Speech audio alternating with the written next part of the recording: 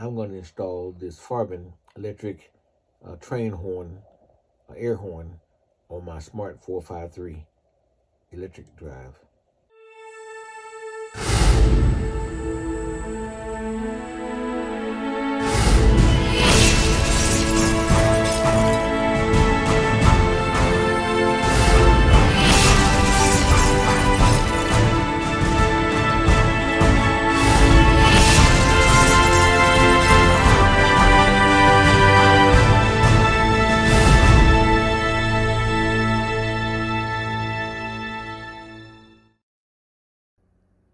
I chose this horn over another popular brand because this one appears to be simpler to wire than the other brand was. Also, I'm going to give you the way I did this at first, which took me a long time to do, and then I'm going to end this by showing you a faster way of doing it. This horn is rated at 150 decibels. The biggest dilemma on this horn is figuring out should I go in from the top or the bottom. I'm going to see if I can open up this top to get down to it. I'll let you know how it works. To take this off, you don't take it off because it stays on. You remove those bolts in those locations, including the hood straps. And the horn is located under here, right there. That's it, sitting right there.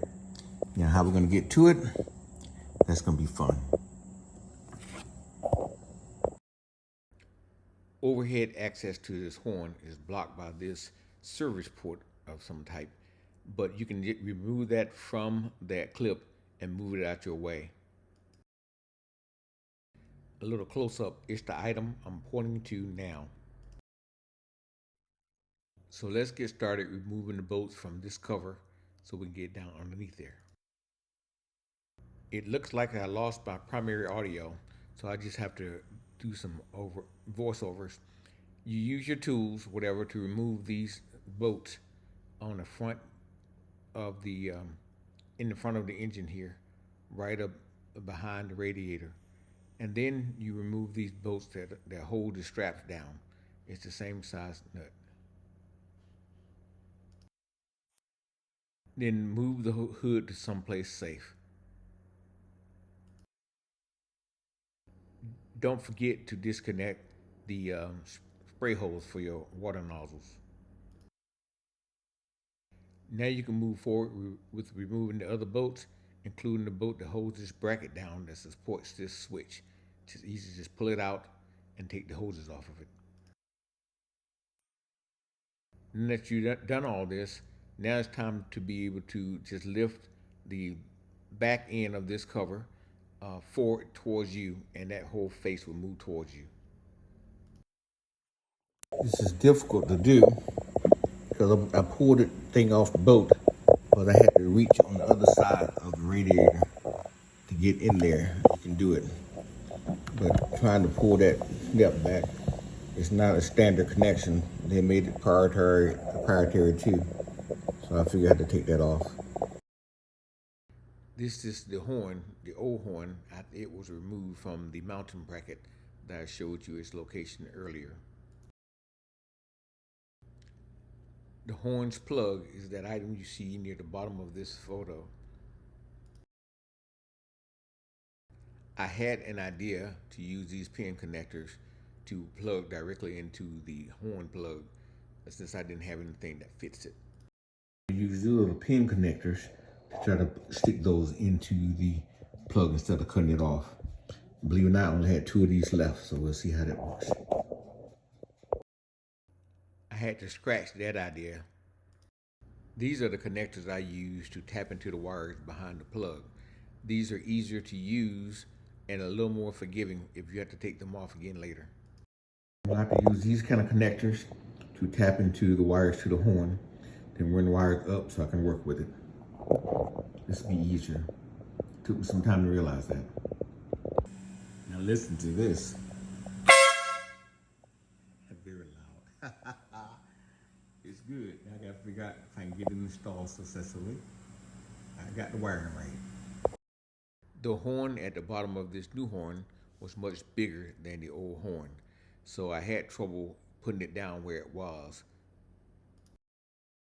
I initially thought I would just leave this horn here like this since it wasn't going anywhere. I realized I need to do something about it later. Tried my best to get it fit in there like I wanted to, but I couldn't. That horn is just too doggone wide. So I'm gonna see if it fits like that for now. After all the headaches of doing this the way I did, I realized it's time to take this bumper off and do this thing right. To start the bumper removal, you have to go into the wheel well and remove these screws just in front of the tires. The other screws are located beneath the bumper and attached to the frame underneath the car. There are several of them. And the screws I'm removing right up under the bumper, all the way across. They're torch screws. I don't know what side just yet. I'm gonna try to get them and let's just see how to take it off. These screws are located along the bottom of the edge of the bumper underneath. So all you gotta do is take them out one by one.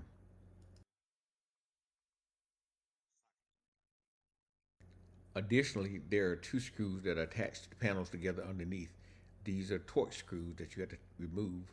They're a little different than the other ones, but just remove those two on the left, one on the left and one on the right. Once all those screws are removed, all you gotta do is face the bumper and pull out from the ones in front of the wheel well, pull them straight out on each side. And then once you pull those out, it will pop forward.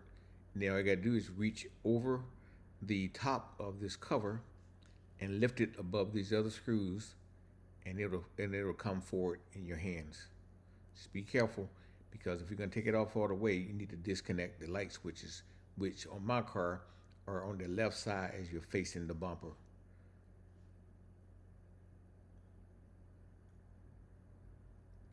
It may seem like you're tearing something up, but you're not. As far as I was concerned, that was enough room for me to get to the horn. So I didn't have to go any further with removing this other than to drop it down like this. The horn sits behind whatever this is. So now I have easy access to all I was fighting with earlier. And as you can see, I can pull the horn straight out, reposition, and do whatever I need to do. It will be easier to do it this way. I just showed you the hard way. Now this is the easy way. Okay, I put it almost in the same place as the other horn. So for this horn, it's the horn thing. I think the trumpet part is just too wide to fit down there. So the mechanism will fit down this way. So I have it upside down and in here. Got it zip tied in. You see, that's not going anywhere. I got to check it for fit. Otherwise, I put the wires off underneath the radiator and the other wires down under here. So a much neater package than the way I had it before. So zip tie those and it works. I'll let you hear it right quick before I put it back together. That's loud. You see, that's quite loud. Louder than the other one for sure. There, you got my final fitment. It's in place and it's nice and neat. And it fits. I checked it for fitment. So I'm gonna put it back together. Okay, to put it all back together again, all I gotta do is lift this back up in place. Make sure nothing is sliding, catching, forward, get the hole. And once you get it over, just put the screws back in. Once you put the other one over, make sure you lift it over these two things here.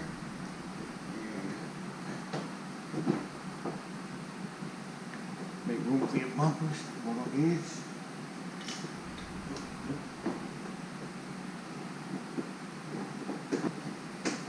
Put that end up. Stay in. Take these over. Move over. Don't put the screws in the bottom. Lift this back up. Lift that in. Snap that back in place.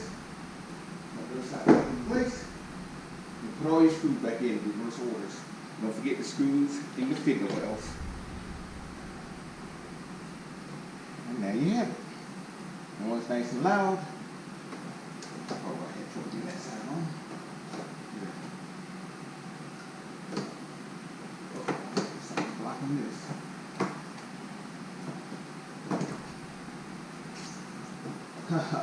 Just found out the horn blocks this thing. So I'm going to have to relocate that thing a little further back. After putting this horn in place, I discovered that it was keeping the hood latch mechanism from working. So I had to take the hood back off. I made a snip in the horn itself so it can fit. It fit for a minute. When you go to try to put it back on again, it got in the way. So I realized I got to do something different. I realized that other horn on that thing that chirps when you lock the door, there's more space on that side of the bumper, and there's nothing keeping it from being in the way. So that's why I did. I extended the wires from the previous location all the way over to this location, and the horn fits wonderfully. So I extended the wires from the original location over to the little horn that, you know, beats your lock, that chirps the horn or whatever, you lock your doors. Got the room over there that does not interfere. When you put the bumper back on, it does not interfere with anything, and I'm able to close the latch on this hood. So I'm putting it back together once again. Before I finish this up, I put the hood back on to make sure it would latch successfully. There was no issues with it, and everything came out nicely. Here's back together. Don't forget to put this switch support bracket back in place. Screw it down. Everything else is in place. And now I'm able to close the latch together. So that's a good thing. And the horn works quite well. Here's a little bonus scene for those who watched me install my front-facing camera on my smart car. Camera relocated it, put it in a different angle, to get a better view forward. Before it was looking up too much. All I have to do is press the auxiliary button and I get my front view on my head unit. Now this is the view I get on the screen. But yeah, this made a big difference. A lot of work dealing with the plastic, but I made it better. Thanks for watching.